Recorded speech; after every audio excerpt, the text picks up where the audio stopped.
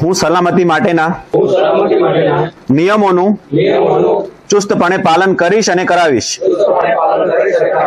મારા પરિવાર તેમજ મારી કંપનીને મારી જરૂરિયાત છે તે સદાય યાદ રાખીશ અને સલામતી અંગેની સંપૂર્ણ તકેદારી રાખીશ અને રખાવીશ. બધા સ્ટાફને ખાસ જણાવવાનું કે દરેક સ્ટાફ સેફટીથી કામ કરે. સેફટીના બધા જ સાધનો આપણા દરેક સ્ટાફને આપેલા છે, તો દરેકે સ્ટાફે કામ કરતી વખતે સેફટીના સાધનોનો ખાસ ઉપયોગ કરે. એ બાજુની કમ્પ્લેન હોય ને તો એ પણ જોઈ લેજો, બરાબર? તમારી સાથે ગરાસિયાભાઈ છે અને બીજા એક નવા સ્ટાફ છે એ પણ સાથે છે, તો જરાક એમને સમજાવજો બધું કઈ રીતે કામ કરવાનું છે. બરાબર? કાનાભાઈ, આ જરાક છેડા જોઈ લેજો કનેક્શનના.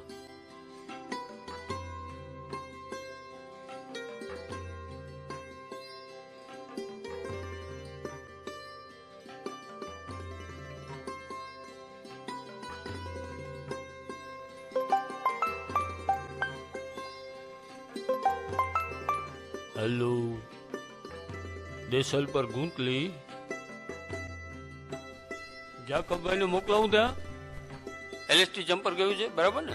ભલે ભલે, હું જાકબભાઈથી વાત કરું, લે કોન્ટેક્ટ કરું. ભલે.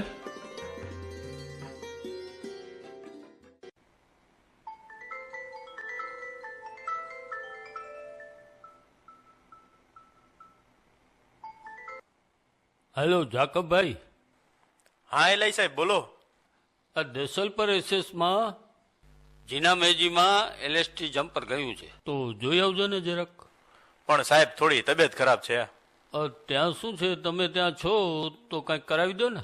હા ભલે ભલે, થોડી વારમાં ત્યાં જતો આવીશ. ઓકે. આ જરાક જમવાનું જલ્દી કરજે ને, મારે લાઈન ઉપર જવાનું છે.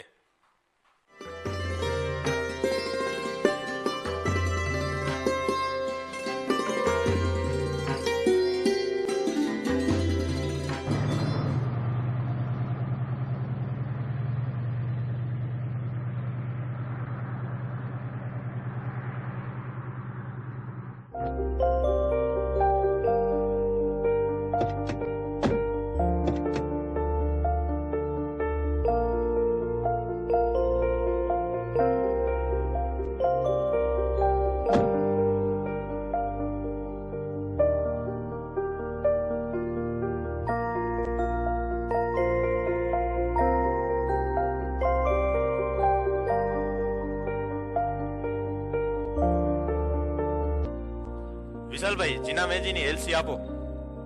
જાકબભાઈ, જીના મેજીની એલસી આપી દઈ, હાલો.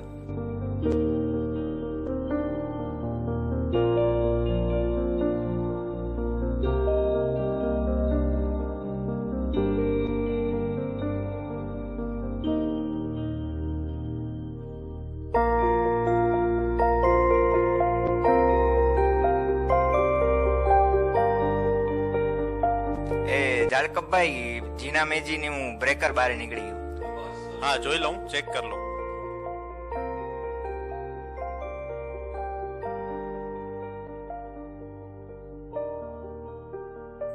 જાકબભાઈ, ચેક કરી લીધું ને? હવે એલસી બોર્ડ લગાવી દઉં.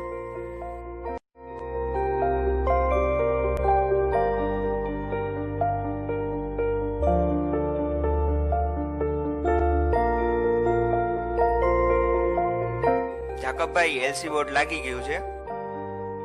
શોર્ટ કરી, અર્થ કરી, સાવચેતીથી કામ કરજો. હા, ઓકે વિશાલ.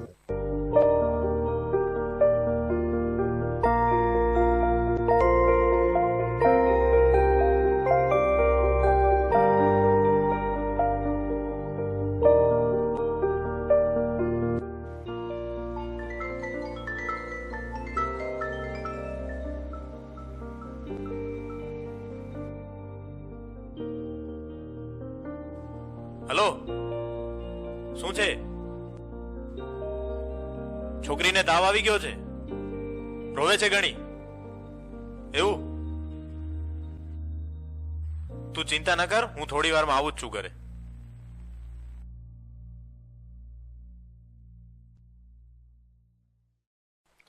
હા ભલે ભલે, આવું છું.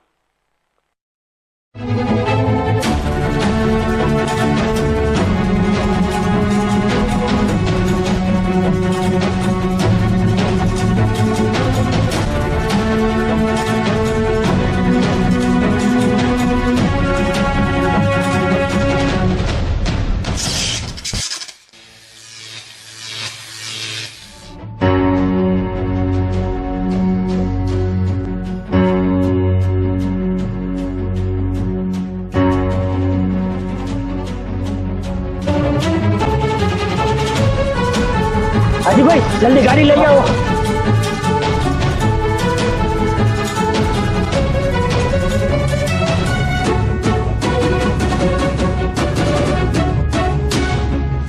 તારીખ 3/8/2025ના રોજ મારી તબિયત સારી ન હતી. એલઆઈ સાહેબનો મને ફોન આવેલ કે જીનામ એજીમાં લાઇન ફોલ્ટમાં જવાનું છે, એટલે હું અહીંયાથી દેસલપર ગોતલી એસએસમાં જીનામ એજી ફોલ્ટ અટેન્ડ કરવા ગયેલ. ત્યાં મને જીનામ એજીમાં પાછળની બાજુ જમ્પર ગયેલું જોવા મળેલ, જેના માટે મેં એસએસની અંદર જઈ એલસી બનાવરાવી અને બ્રેકર રેકઆઉટ કરાવેલ અને અહીંયાથી કામ કરવાની જગ્યાએ જઈ અને હેન્ડ ગ્લોવ્સ પહેરી, સેફ્ટીના સાધનો પહેરી અને કામ કરવાની તૈયારી કરેલ. એટલી વારમાં મને મારા ઘરેથી ફોન આવેલ કે ભાઈ છોકરીની તબિયત સારી નથી અને તમે જલ્દી ઘરે આવી જાઓ. અને આ ફોનની ઉતાવળમાં મેં લાઈનને શોર્ટ કર્યા વગર એકની બીજી લાઈનમાં કામ કરવા ચડી ગયેલ, જેના લીધે મને આ અકસ્માત નડેલ છે. મિત્રો, આપણી સલામતી જરૂરી છે. આપણા માણસની આપણે જરૂર છે, કંપનીને જરૂર છે. એ પ્રમાણે સલામતી આપણી જરૂરી છે. સલામતી રાખવી ને કંપનીમાં કામ કરતી વખતે આપણે સલામતી રાખવી. તમે પણ રાખજો. અમારા સબ ડિવિઝનમાં તારીખ 3/8/2025ના રોજ એક બિન પ્રાણઘાતક અકસ્માત અમારા ઇલેક્ટ્રિકલ આસિસ્ટન્ટને થયેલો. આ અકસ્માતનું આપણે ઊંડાણમાં ઉતરીએ તો આપણને જાણવા મળે છે કે એક નાનકડી એવી ભૂલના કારણે કેટલો મોટો અકસ્માત થઈ શકે છે. આ એનું જીવતું જાગતું ઉદાહરણ છે. અમારા ઇલેક્ટ્રિકલ આસિસ્ટન્ટ શ્રી ખત્રીભાઈ ખૂબ જ જૂના સ્ટાફના છે. એમને લાઇનનું ખૂબ જ સારું એવું નોલેજ છે. દરેક ફીડર ક્યાંથી જાય છે, કયા કયા ગામમાં ફીડરનો પાવર મળે છે, એનું સંપૂર્ણ નોલેજ ખત્રીભાઈને છે. 3/8/25ના રોજ દેસલપર એસએસમાં શ્રી ખત્રીભાઈને જે બિન પ્રાણઘાતક અકસ્માત નડ્યો તેનું વિશ્લેષણ કરીએ તો જાણવા મળે છે કે ફોન ચાલુ રાખવાના કારણે એમનું ધ્યાન ભટકી ગયું અને ધ્યાન ભટકવાના કારણે આટલો મોટો અકસ્માત એમને થઈ ગયો. આ તો ભગવાનની કૃપા છે કે આ અકસ્માત પ્રાણઘાતક પણ થઈ શકતો હતો, પરંતુ ભગવાનની કૃપાના કારણે એમના પરિવારની લોકોની દયા અથવા તો એમને જે પણ ભગવાનને પૂજા અર્ચના કરી છે, ભગવાનની કૃપાના કારણે આ અકસ્માત બિન પ્રાણઘાતક રહ્યો. પરંતુ આ જ અકસ્માત જો પ્રાણઘાતક થઈ ગયો હોત તો એમના પરિવારનું શું થાય? એ સમયે ઉપવન એજી નામના ફીડરનું જમ્પર ગયું હતું. ખત્રીભાઈને એસએસમાંથી જાણ કરવામાં આવી કે આ ફીડરનું જમ્પર ગયું છે એસએસની પાછળ, તમે આવીને જરાક જોઈ લો. ખત્રીભાઈ એસએસની પાછળ આવ્યા.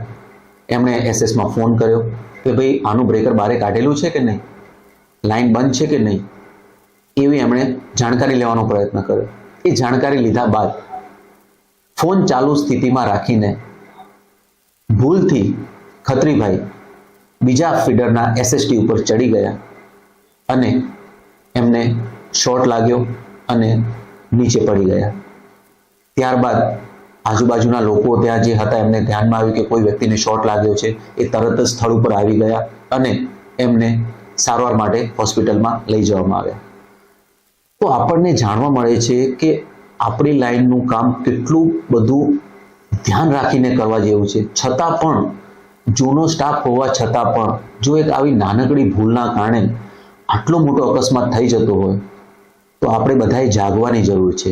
આપણે સેફટીના બધા નિયમોનું જો ધ્યાન રાખશું તો જ કોઈ પણ જાતના અકસ્માત વિના આપણે આપણું કામ કરી શકશું. આપણી કંપનીનું જે વિઝન છે કે 0 અકસ્માત, અત્યારે આપણી હાયર ઓથોરિટી પણ સેફટી માટે કેટલી બધી કન્સર્ન છે. એટલે કેટલા અલગ અલગ જાતના સેમિનાર્સ રાખે છે, અલગ અલગ જાતની મીટિંગ્સ રાખવામાં આવે છે, દરેક સ્ટાફને ટ્રેનિંગ આપવામાં આવે છે કે તમે સેફટીનું ધ્યાન રાખો, તમારા સેફટીના સાધનોનો ઉપયોગ કરો. આપણે બને ત્યાં સુધી નવા નવા સાધનો સ્ટાફને આપીએ છીએ કે જેની મદદથી એમને કામ કરવામાં સરળતા રહે અને લાઇનમાં કામ કરતી વખતે સેફટીનું કેટલું મેક્સિમમ ધ્યાન રાખી શકાય, એ કઈ રીતે હેલ્પફુલ થાય, એના માટે હાયર ઓથોરિટી હંમેશા કાર્યરત રહે છે. આટલું બધું કર્યા છતાં પણ જો આપણા જૂના સ્ટાફને આ પ્રકારનો અકસ્માત થતો હોય તો આપણે ખરેખર જ જાગવાની જરૂર છે. ફરીથી હું બધાને રિક્વેસ્ટ કરીશ કે સેફટીના સાધનોનો ઉપયોગ કરો અને તમે જે પણ જગ્યાએ કામ કરો છો એ જગ્યાએ તમારું સંપૂર્ણ ફોકસ રાખીને કામ કરો. લાઇન શોર્ટ છે, અર્થ કરેલી છે, એ બધું જુઓ, કારણ કે તમે લાઇન ઉપર ચડો છો. તમારી ફેમિલીને તમારી જરૂર છે, આ કંપનીને તમારી જરૂર છે. તમારા જેવો સ્ટાફ ક્યારેય બીજો મળવાનો નથી. કદાચ બીજો સ્ટાફ મળી બી જાય પણ તમારા જેટલું ડેડિકેશન, કામ પ્રત્યેને લગાવ એ અમને નથી મળવાનો. તો કંપનીને હંમેશા તમારી જરૂર છે અને તમારા પરિવારનું તો તમે વિચારો. પરિવાર માટે તમે ફક્ત કંપની માટે એક એમ્પ્લોય છો, પરિવાર માટે તમે બધું જ છો. એક પપ્પા છો, એક ભાઈ છો, એક પતિ છો. આ બધા સંબંધો જ્યારે તમે નહીં રહો તો એ સંબંધોનું શું થશે? તો જરાક આપણે વિચારવાની જરૂર છે, સમજવાની જરૂર છે અને સમજણ ને વિચાર્યા પછી એને ખાસ તો અમલમાં લાવવાની જરૂર છે. જો આપણે અમલમાં લાવશું તો ને તો જ આ પ્રકારના અકસ્માતોને આપણે બંધ કરી શકશું.